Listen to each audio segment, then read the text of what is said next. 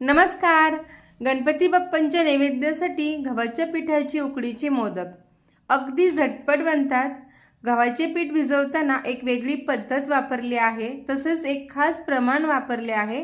त्यामुळे हे गव्हाच्या पिठाचे उकडीचे मोदक हे मऊ लुसलुशीत बनतात, अजिबात वातड होत नाहीत। अगदी पातळ लाटून सुद्धा भरपूर सारण भरू शकतो। तसेच उकडल्यानंतर सुद्धा या मोदकांचा कलर अजिबात बदलत नाही, उलट त्यांना उकडल्यानंतर छान चकाकी येते। या मोदकांना आपल्या हातानेच फुलांसारख्या सुबक रेखीव अशा पाकळ्या कशा करायच्या, तसेच ज्यांना पाकळ्या बनवता येत नसेल त्यांच्यासाठी एक एकदम सोपी पद्धत वापरली आहे की जेणेकरून ती पाहून तुम्हाला अगदी छान अशी सुबक रेखीव कळीदार मोदक बनवता येतील।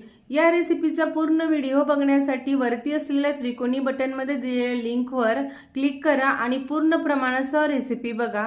रेसिपी आवडली तर लाईक करा आणि आपल्या चॅनलला सबस्क्राईब नक्की करा। हॅपी गणेश चतुर्थी।